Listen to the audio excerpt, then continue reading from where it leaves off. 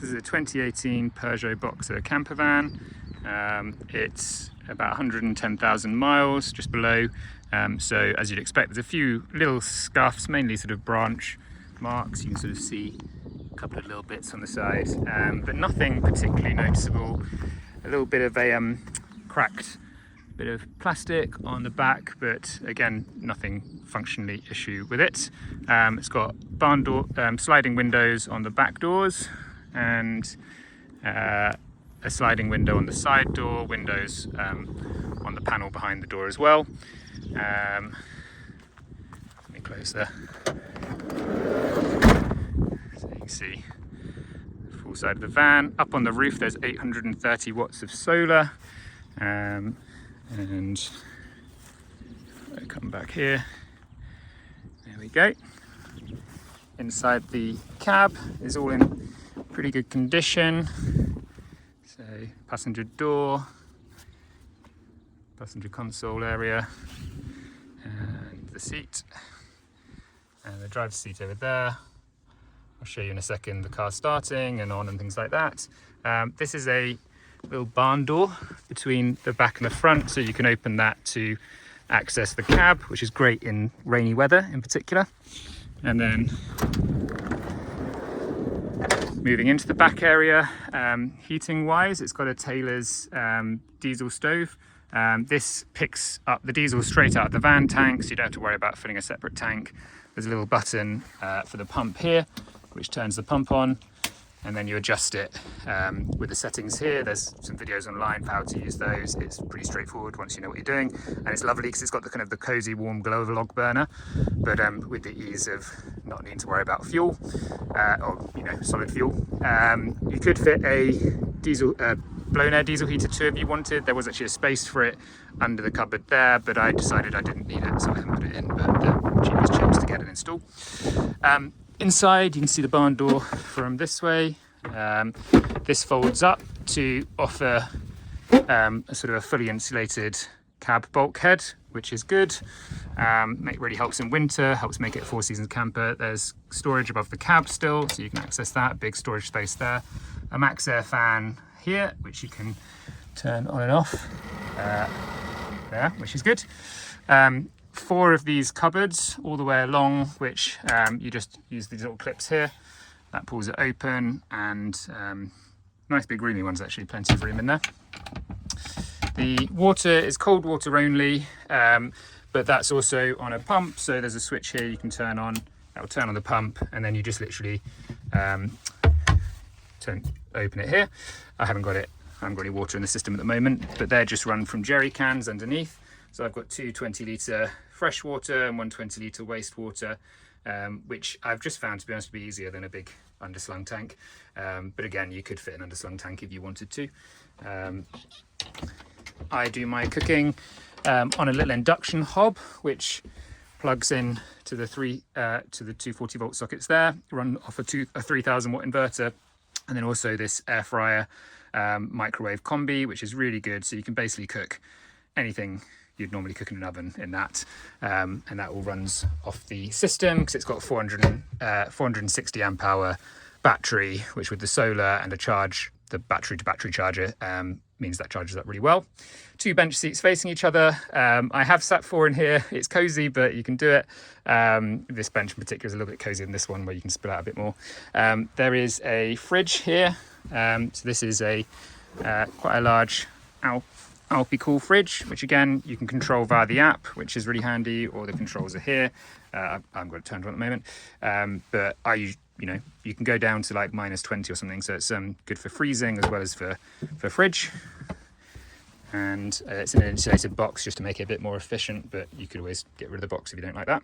The electrics are underneath this seat. I'll show you that in a moment. There's another storage cupboard underneath this bench. Just lift up the cushion, lift up the flap, and you can get in there. And a big drawer down here for extra storage, which gives you plenty for everything in the van. The single bed is permanently set up, and then it's on sliding slats, so you can basically pull it out, add the big cushions at the bottom or the small cushions to make it wider so that you can have it as a double. I'm 5'10" and I sleep comfortably on it as a single. Some people might want to make it a double so they can stretch out, or if there's two of you. The table setup is a pretty simple sliding table. So this has a fold down leg underneath, it slides out. And the reason I did it this way was so that you can move it closer or away from each bench. That just, for me makes it a bit easier. I have a little folding shelf which fits on top for working if you're going to plan to live or work from the van. So you can have your laptop screen up on there and your keyboard underneath. It makes it very comfortable for working. I'm a writer, so I do long days of working in the van. And that again, just the leg folds up and slides back. A bit hard to do one-handed, so I won't show you that. Little handy caddy up there, a tablet holder for if you want to watch TV. There is Wi-Fi in the van, which you can view from the back. So there's a 4G router, might be 5G, 4G router up there, which goes to a little aerial on the roof just to boost your signal. That really helps, I found. You can just see at the top. Then in the back, there's heaps of storage. I've got a awning, sort of just a canopy which you can attach onto the awning rail along that side above the sliding door and along the front. But there's plenty of storage for crates of whatever. You can also access the back of the electric cupboard here if you need to access to service, to take out stuff or anything like that.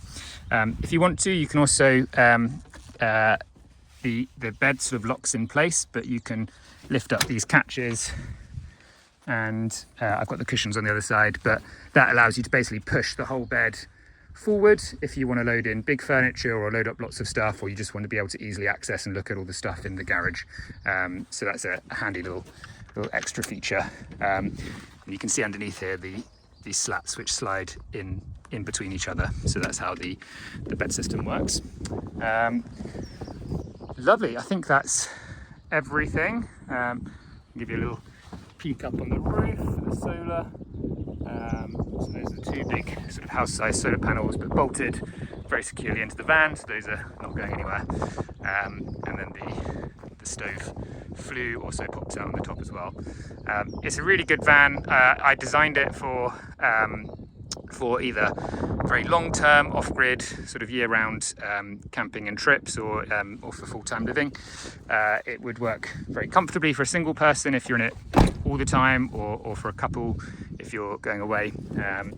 And yeah, if you've got any questions, do let me know, but hopefully that gives you a bit of an idea of the van. So the electrical system is all stored under this bench. Up on the roof there is 830 watts of solar, which then runs through a breaker here into the charge controller. That works really well. Victron, very well, good brand, and there's an app you can use to monitor how much you're getting in, all that sort of stuff. Small sockets and appliances and electrics and things like that. Fuse board down here, which you can isolate separately if you'd like to. There is over here a 460 amp hour Fogstar battery, which again is brilliant and works really well. They've got an app, so you can switch the battery on and off from there. It's got cold protection, all the features you could possibly want. It's really good. A 3000 watt Renogy inverter above it, which basically goes around and is turned on here, and that makes the sockets up here live, and also the air fryer and microwave combo. I use an little electric kettle normally for water, and an induction hob plugged into the sockets here for cooking, which works really well.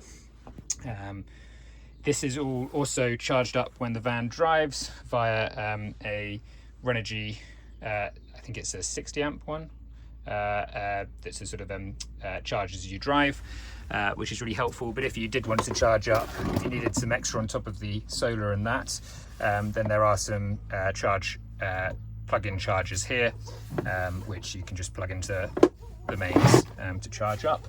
I don't have the sort of shore power hookup set up at the moment, but there is a consumer unit and a port which I'll throw in for free if you want to get that installed. That'd be a good addition to the system if you use hookup. But to be honest, I intended to do it, and then with the amount of solar and the charger as you drive, I haven't needed it. So that's worked well for me as it is. So this is in the cab, so you can hear the car starts, so the van starts well. Doors are open because I was taking pictures, but you can see the current mileage once that clears. There we go, 109,557, might be a little bit more by the time I go, but shouldn't be too much. There is the full system here with plug-in CarPlay as well and Android Auto, so that's really helpful. Little storage cubbies for cups there, next to the passenger seat as well.